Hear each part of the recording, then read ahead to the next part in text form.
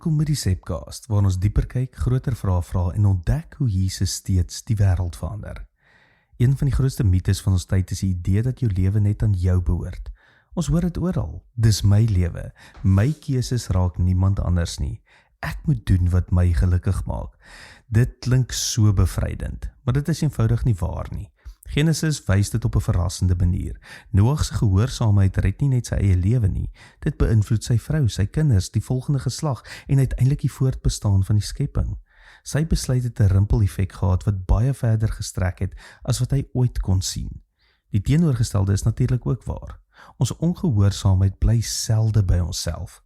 Ons woorde vorm ons kinders. Ons integriteit beïnvloed ons kollegas. Ons hiermee raak ons huwelik. Ons gewoontes word dikwels iemand anders se pyn. Niemand leef in isolasie nie. En dit is waarom die Bybel so dikwels praat van geslagte.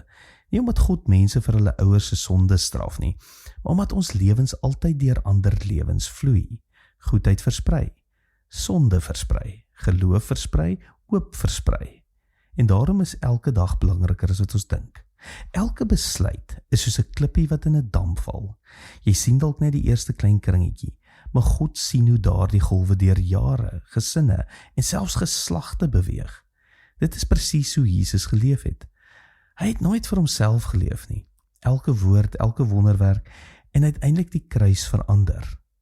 En omdat hy vir ander geleef het, leef miljoene vandag deur hom. Miskien is dit die vraag waarmee ons vandag in hierdie skooljaar moet afsluit. As my lewe inderdaad 'n rimpel-effek het, watter soort golwe laat ek agter?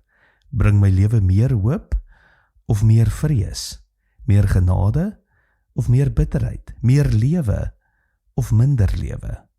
Dit is ook ons gebed by SA Gemeente, dat ons 'n netwerk van mense sal wees wat verstaan dat geloof nooit 'n privaat saak is nie. Want wanneer gewone mense kies om getrou te leef, begin God daardie gehoorsaamheid gebruik om baie meer lewens aan te raak as wat ons ooit kan sien. En dit is steeds hoe Jesus die wêreld verander. Vriende, dit was wonderlik om hierdie 2025-2026 seisoen saam met julle te reis. Die Sepcast vat 'n welverdiende breek tot Maandag 14 September, waar ons die 2026-27 seisoen saam gaan aanpak. Tot dan, mooi loop.